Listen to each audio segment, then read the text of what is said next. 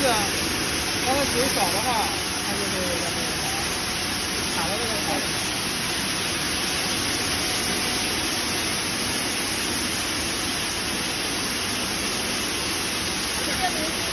这也需要你先正上，因为你要是光用这一个渠的话，它这个水就不干净了。